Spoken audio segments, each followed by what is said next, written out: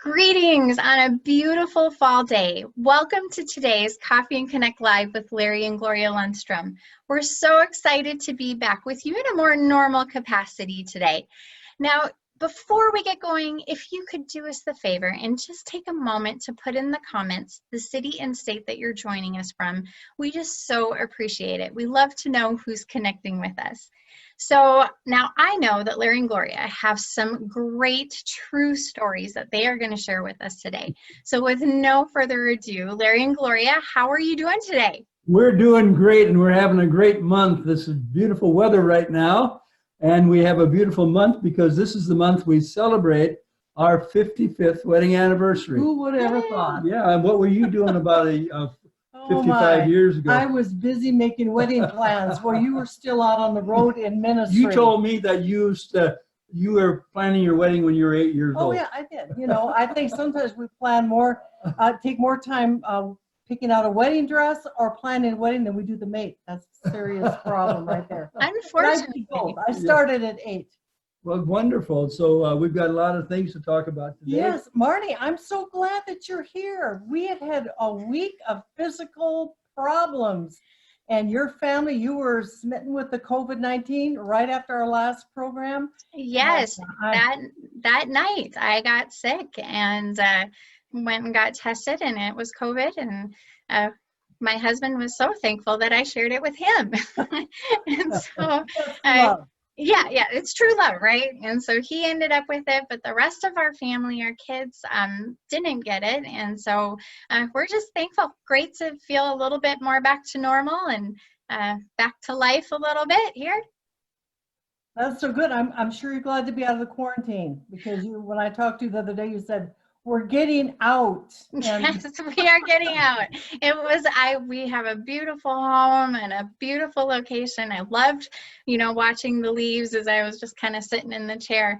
But it's hard to be away from people that long. So it was nice to be able to kind of get back to some routines.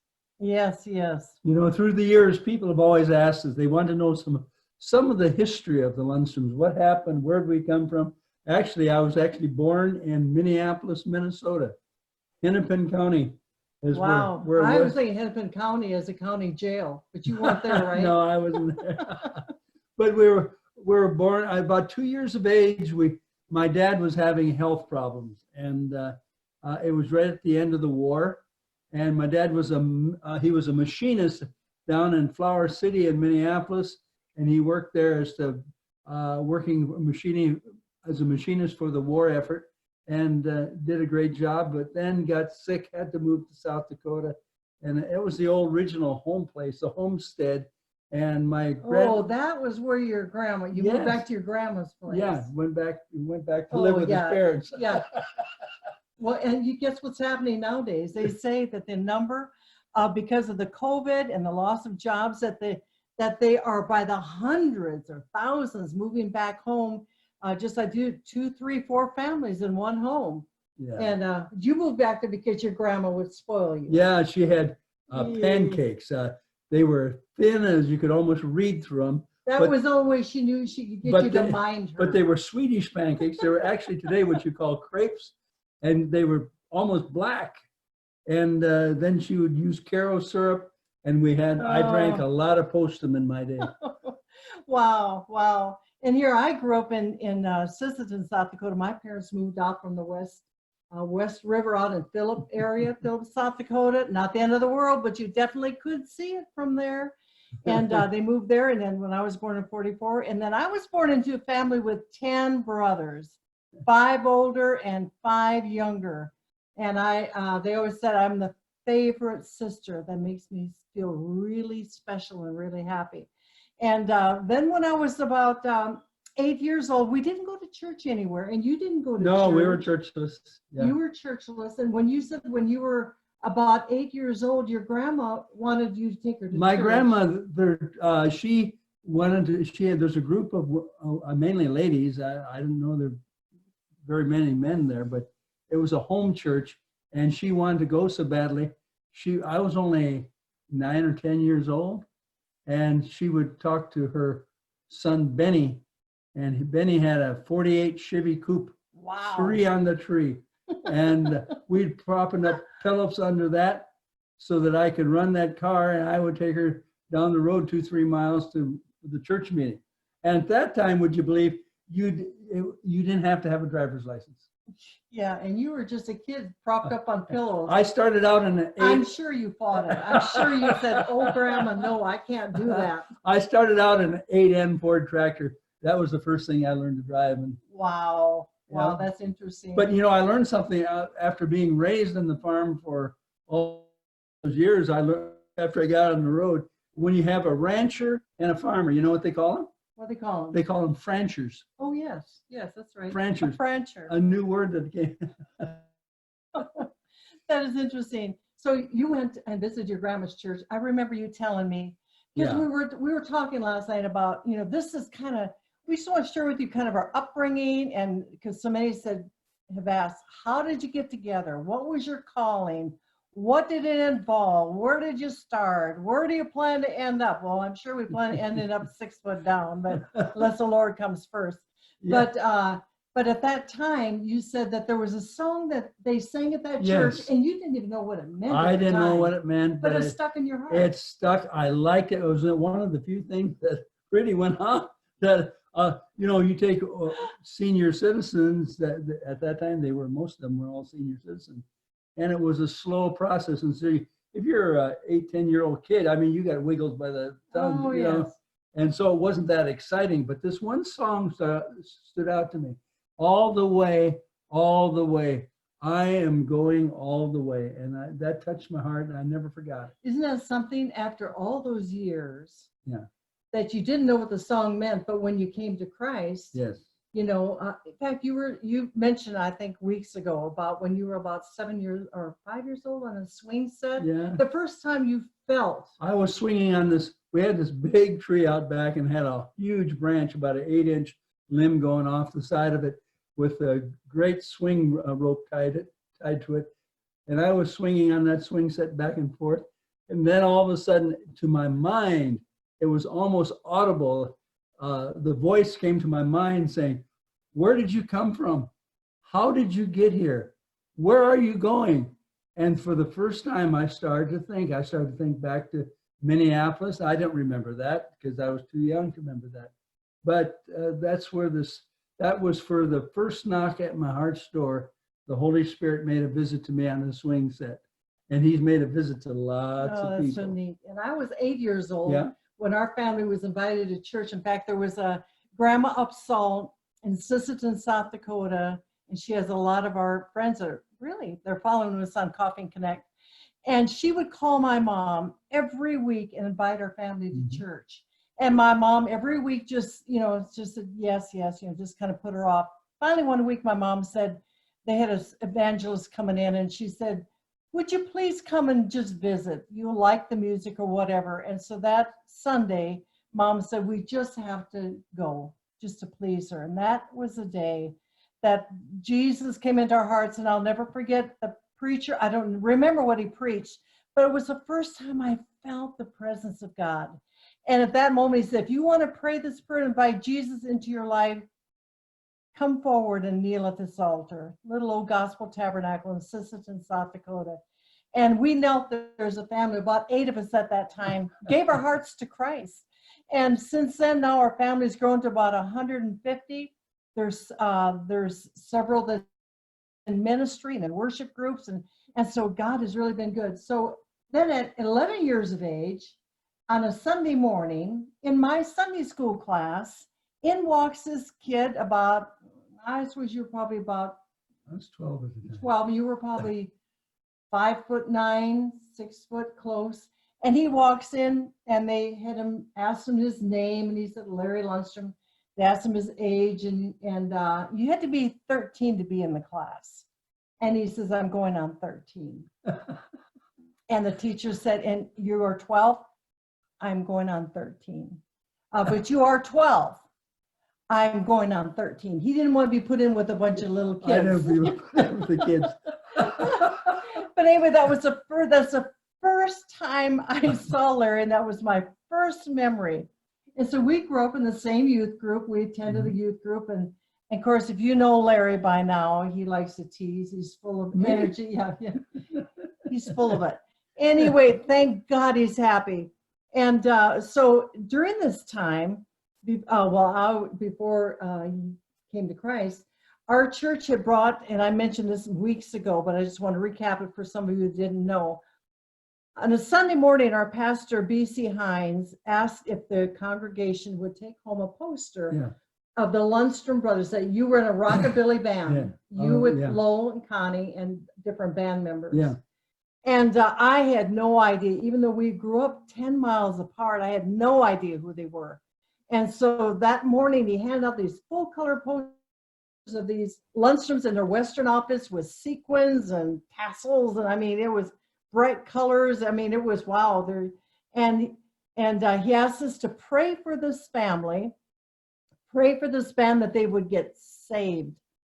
And we just did what the pastor said because he believed in prayer. Yes. I mean, he was a prayer warrior. Mm-hmm. So we took these posters home and we prayed and prayed. And a few weeks later, in April of 1957, they were invited to church by Connie, who was Larry's sister-in-law, and they were single at the time. And they came, and I was there when Lowell and Connie, his brother and wife, came to church and got saved. I saw them go to the altar. I was there 2 weeks later when you were invited, but you were still in the band. Yeah. And your brother had to. Well, Lowell got saved a couple of weeks before we did. Right. And so he came home one day. He looked at me and he says, "I'm giving up the dance band."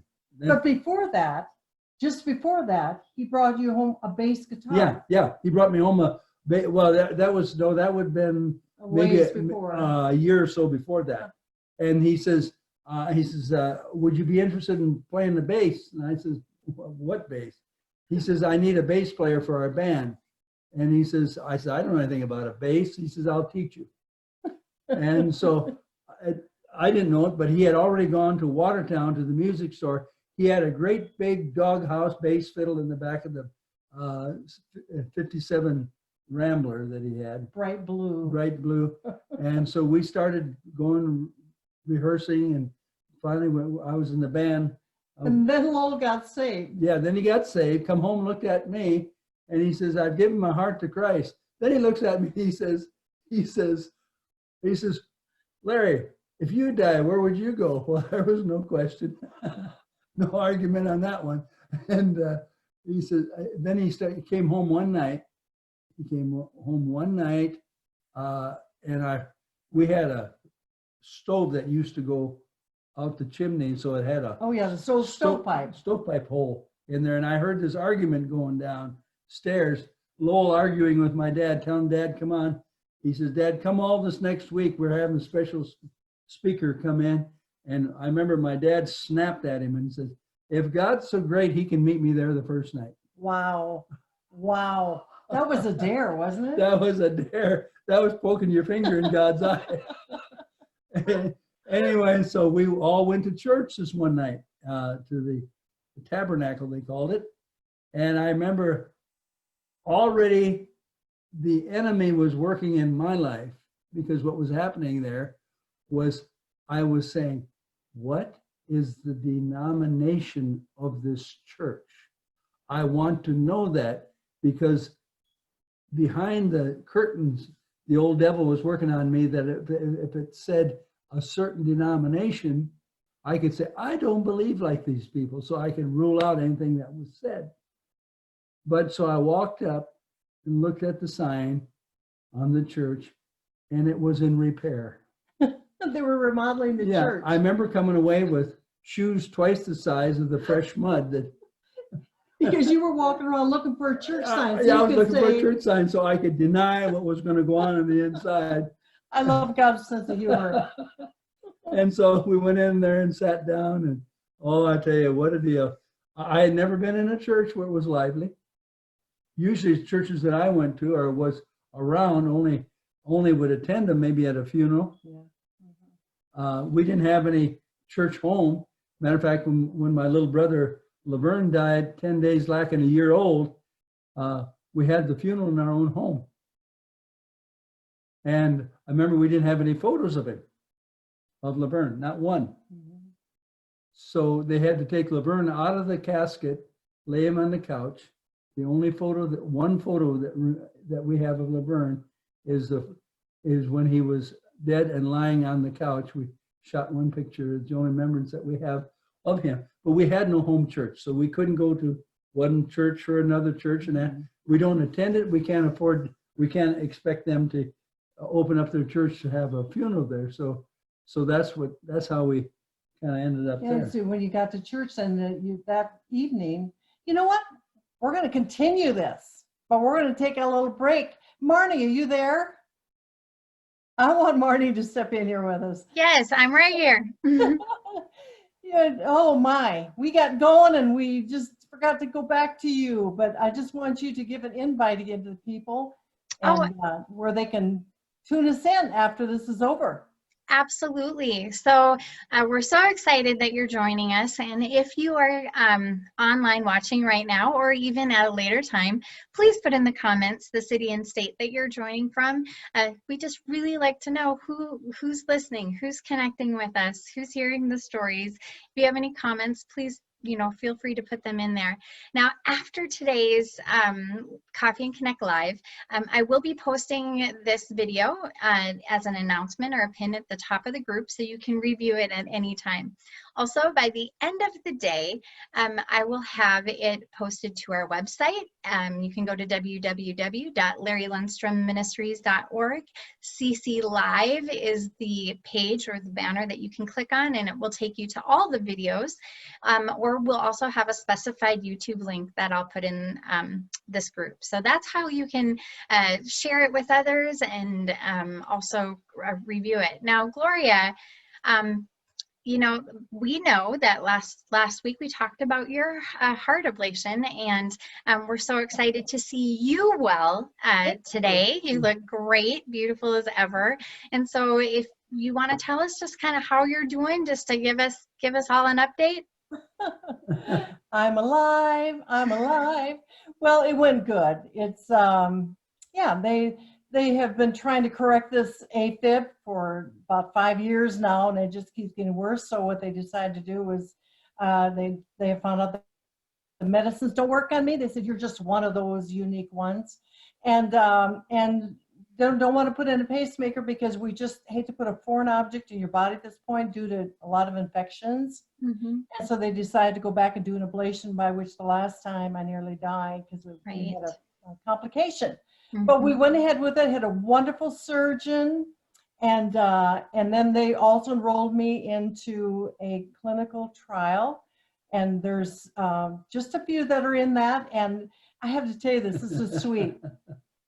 The gal who came in to get me all set up for my clinical trial, the morning of the procedure that I had on my heart, she came in and she introduced herself as Diane, and bubbly, just darling. And so we were talking and chatting away, and it was just like we knew each other forever. So anyway, I had the procedure that day, went back to my hospital room, and then the next morning when she came in to give me further information about this clinical trial and what I'm to do and not to do, and she said, I got home last night and I thought, boy, that name sounds familiar, Lundstrom. So she said, I went up online, and she said, I thought, you got to be kidding. Is that the Lundstroms from back in the Midwest that I remember from years ago? The Lundstroms. Yeah, Lundstroms. And sure enough, she said, you know what? I was at your crusades in Windham, Minnesota. And I was just a teenager. And she said, you made a great impact upon my life as a teenager. And she said, I admired you. She said, I just looked up to all of you. And she says, who would have thought that all these years later that we would be here at the Vanderbilt Medical Center, downtown Nashville, with thousands of people and thousands on staff, and we would end up to be together, to work together. So I thought, wow, how good is God? That's amazing.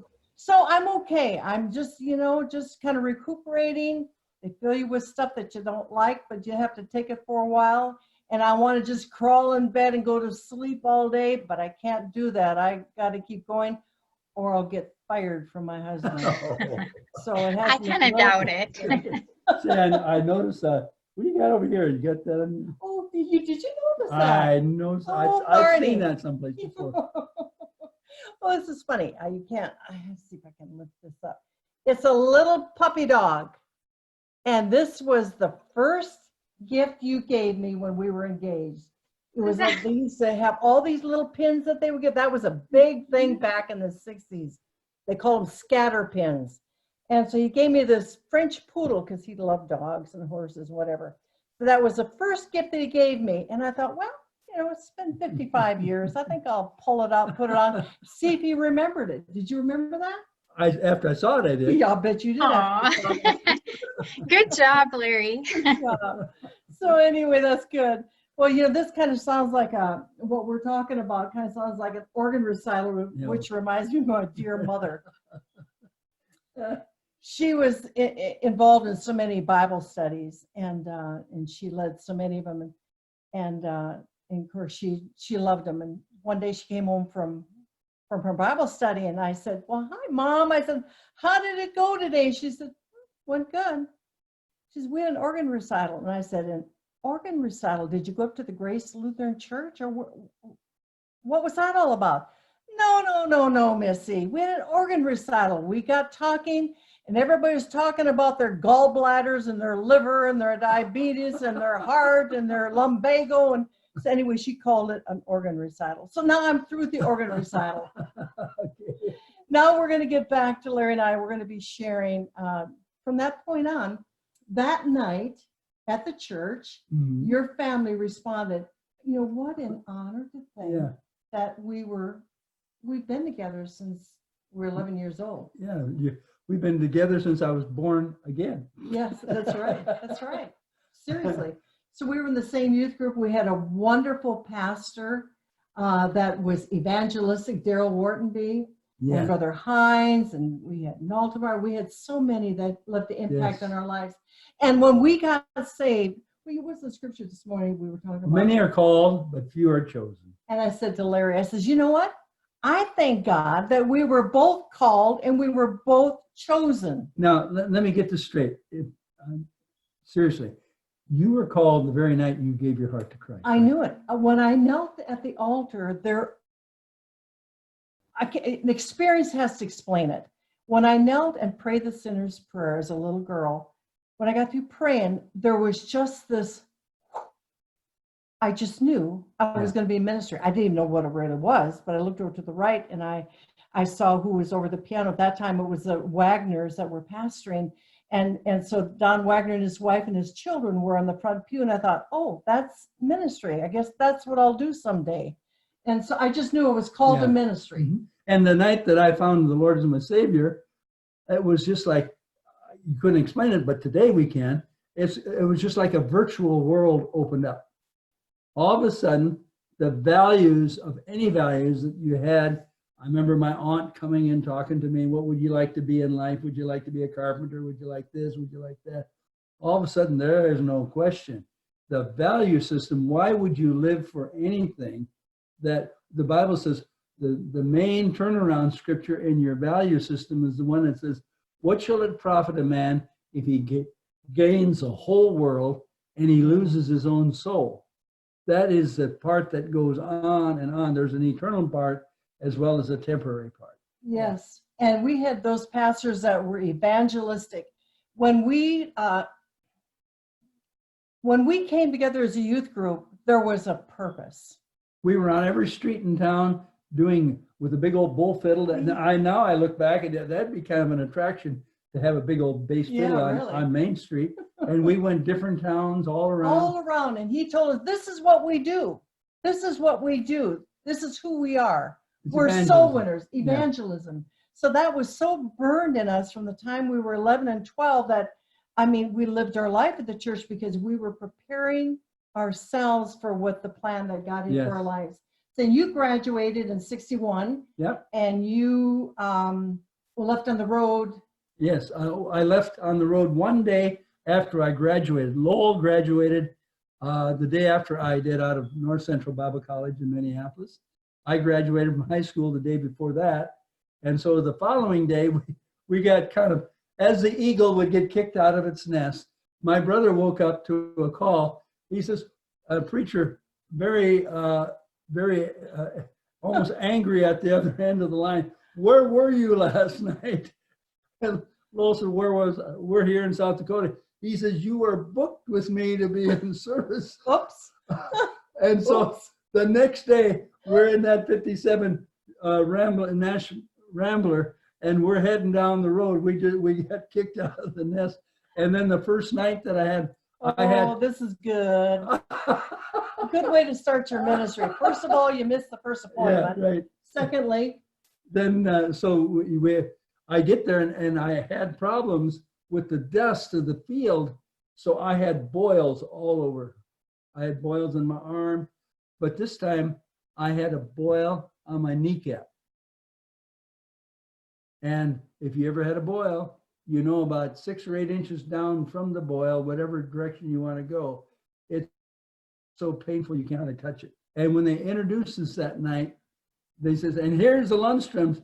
I quickly stood to my feet, and I couldn't do that. I always have to go up incrementally to let the pain, and it pained so bad I passed out. Right on the platform. And of course, if you know a Lundstrom, you know they have humor. And a lot of times they laugh at the wrong time. But his brother, Lowell, just said, "Hey," he started to laugh. He said, "The crazy guy fainted on me, fainted." And some women in the church were really upset, thinking he's really cool. But anyway, you made it. We made it.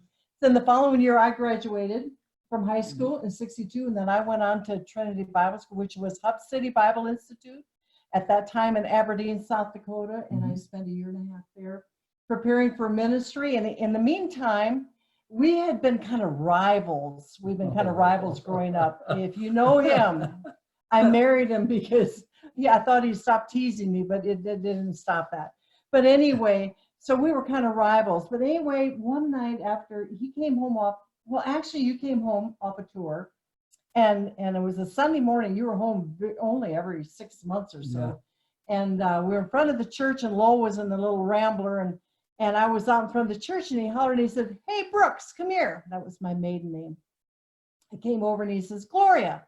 I said, "Yes." He says, "Why did you date my brother Larry?" And I'm thinking, you gotta be kidding. I'm not gonna date your brother. But anyway, so then a few weeks later, you came back. And Larry said, after we had a church service, and he said, "Hey, can I give you a ride home?" And I said, "No." And he said, "Well, why not?" And I said, "No. I didn't want anybody to see me with him because they knew we were rivals." And he said, "Please, just let me give you a ride home." And I finally said, "Okay." So we drove up to my parents' house, and we began to talk. And it was so interesting because all this time we never talked serious because we just never connected. And so we talked about where he'd been on the road, and I had been in Bible school, and what was going on in our lives, and began to talk about our callings. And I was called to ministry, and he was called to ministry. And all of a sudden, it was like 2 magnets just kind of like started coming together. And I'm thinking, oh boy. And one of the statements I said was, because we were talking about our future, what God had for our futures. Well, we both knew we were called to ministry. And I said, "Well, for sure, promise me you will not tell anybody what we talked about tonight. This is between you and I." Yes. And he agreed. He agreed. And so he drives back to the church to pick up his brother and his wife. And they opened the back door, and out of the back seat on the floorboard was Larry's little brother, Leon, that laid there the whole time. And he got up and he got out of the car, and Lowell and Connie were laughing, and he's going, just telling everything. It's lucky that your brother lived through that one. So that was kind of the beginning. And then a couple weeks later, he said, "Can we go for a drive?" We went for a drive down by Lake Traverse. And to come back, we stopped at our infamous stop sign. You gave me my first kiss. It was very sweet. It was very sweet. And so that tree became a part of our life. Yeah, called the kissing tree. It's called the kissing tree. So all through the years, for over 50 years till we moved here, there wasn't a time we went by that corner where that tree was. In fact, a couple of Valentine's Days, I put a big wreath up on it with all kinds of roses and flowers and decorations. And that was our kissing tree. And the kids to this day, they would always say, oh, did you stop at the kissing tree? Of course we did. We wouldn't pass it up. That's right. Because you have to kind of keep dating. You do. So anyway, we decided that we were getting serious, but we were both scared to death. Yeah, we were. Oh, you talk about this is, this is one time. The mentality seems a little different today. In other words, if it doesn't work out, we can do it again. Throw it away. Throw it away. Toss away. Everything's throw it away. And but that wasn't our point of view. No. It was very serious because we knew once we said I do, we will. We will. And when you're bringing two cultures together, our cultures were different. Well, yeah, you only 3 in your family, 10 in mine. Yours was non-emotional, mine was emotional. The whole bit. Yeah. You ever, North Dakota was like the guy driving down the road. His wife sitting alongside of him. Sally was sitting alongside. She says, "Henry, do you love me?" And he doesn't respond because he was raised in that conservative area, And Henry, do you love me? And he just continues to drive. And she persists again. Henry, do you love me? And he says, woman, I told you 40 years ago that I loved you. And if anything changes, I'll let you know. And that was kind of the culture a little bit that I came from. Yeah, we and were then scared. Have you ever gone up to somebody's house where they hug and they kiss and they slobber all over one another for no apparent reason at all? That was my family. We And just so let it all go. Our cultures were totally different from one another. And I didn't like to... people would send cards on all occasions. That wasn't in my book. I had never picked out a card in my life. You're forgiven, but you made up for it with carnations and flowers. Well, yeah, but what I thought about the card thing. This is what I thought. Oh, here we go. I thought I wasn't going to let some entrepreneur in New York City someplace tell me what day I had to say I love you to my wife. That's true. And I agree. Because he wanted. But then, so I'd only give her the cards on the off day. Off times, it wasn't that day because I didn't want to be delegated to do that. But then I found out later, this is what I found out. After she sat down and we'd have our evening times where we'd talk. And then I didn't know the pain that she was going through because I didn't know that when women got together, they say, oh, what happened? What did your husband do? Yes. What did this do? And I thought, my viewpoint and my culture cannot overpower the pain that you're going through. Mm-hmm. So I changed. I give it to her now on the day. Yes, it's very sweet. And so, it makes marriage so much sweeter. Yes, it does. So there were just things. So after we got engaged, and then the reality begins to hit. I'm going to be leaving my home with 10 brothers and all of that. All you have to say, all of that. Moving into an old 1948 flex bus with no air conditioning, no indoor plumbing, no refrigeration, no refrigerators, nothing. And there was going to be 2 couples, and there was going to be 2 children, and then it was going to be Larry and I. So it's going to be wow. And I remember saying, and Larry, I didn't understand it at the time, but he has this deal. If you make it sound bad enough, anything is better. Maybe you can relate to that. And so he would say, it's rough out there. It's tough in the road. If you think you're going to come out there and just be a star on the stage, it's not what it is. And so I knew when we got married, I knew that there was no way I would ever be on stage in ministry, but I knew it was called to be in ministry. So I knew my position was to be the servant and his mate to support him. And one night, we were engaged. We were up at my parents' house. And seriously, there were many nights during our engagement, I cried myself asleep. I'm saying, God, I know you put us together. I know this is of you, but it just sounds like it's going to be so rough. I don't know. I just don't know. And I'd cry and say, God, you just got to give me peace. And so one day we were sitting at my parents, and I was sitting there just on the edge of the chair, rubbing his shoulder and just, kind of pampering him a little bit with my family sitting in there visiting. And God spoke to my heart and said, your life is going to be tough. It's going to be hard. There's going to be times you question why and what's going on. But if you're faithful to me, if you're faithful to Larry, if you're faithful to ministry, I will bless you and I will bless your ministry. End of sentence. And at that point, I just knew. But there was a point before this, Larry, that I forgot to insert this. This is important. Okay. Because when I prayed for God, from the time I was 8 years old, that God would lead me to the mate that he had for me. And believe me, I really prayed. Because I didn't want to get caught with somebody that I shouldn't be with. And so at the time he went out on the road. I was in charge of the youth group. The Christ Ambassadors at the time was called CAs, it was the youth group. And I was in charge of that group. And so God began to speak to my heart about us being rivals. Yeah. And he began to say, you know what, Gloria, if you want my blessing in your life, you have to really go through some forgiveness, and you need to really make some things right with some people. And I'm thinking, who? And it just came right up to here, Larry. And I thought, well, I don't have anything against Larry other than I don't like him. And then and the Lord just kept saying, welcome to the crowd. I said, Lord, you just have to show me. And he said, the impression came to me. He's coming home. Invite him to speak. Just kind of clear the air, kind of include him. And so he doesn't feel like he's an outsider. So invite him to speak at that jail service. So here we are. He comes home, and I contacted ahead of time. I said, would you minister at the jail service? Because I knew he had a heart for the lost. And he agreed to it. And so, Marnie, can I ask you a favor? Is there a possibility you can put up this picture of the actual moment we were standing at the jail service? Larry ministered, he preached.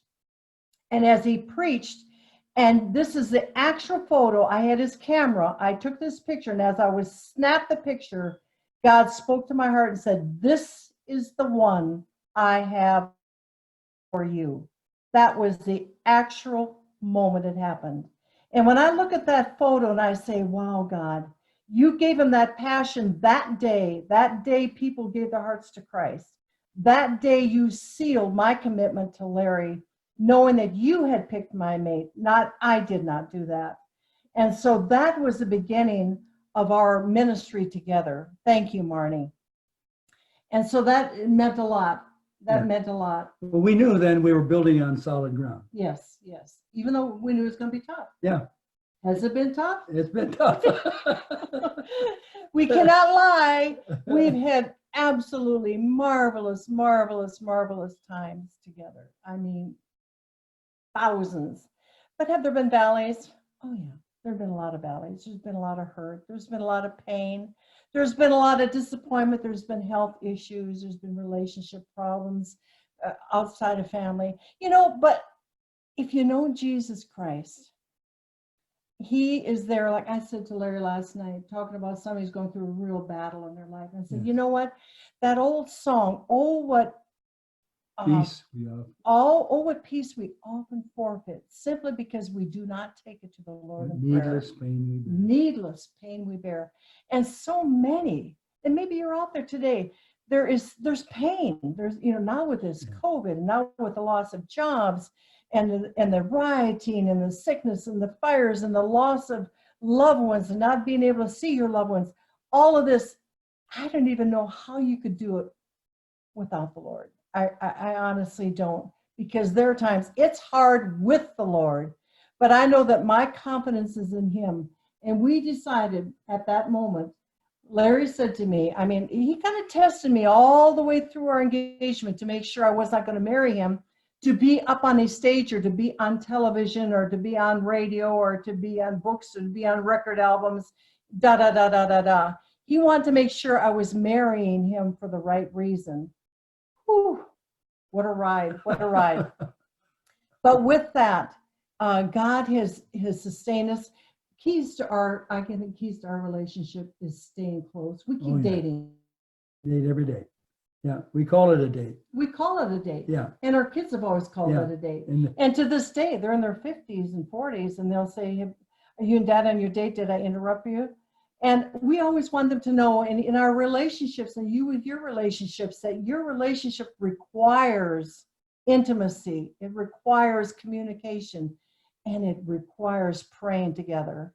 The good thing about moving here and slowing down right now, and we always pray together, but we have a set place, yeah, a set time by which we can gather in I call it my prayer room, my little office, and where we have hundreds of prayer requests, and I have pictures, and I have letters that we can pray for our family, that we can pray for those that are partners with us. yes, You know, the calling. they're counting on it. Yeah. People call in, they're desperate. And they say, "Who?"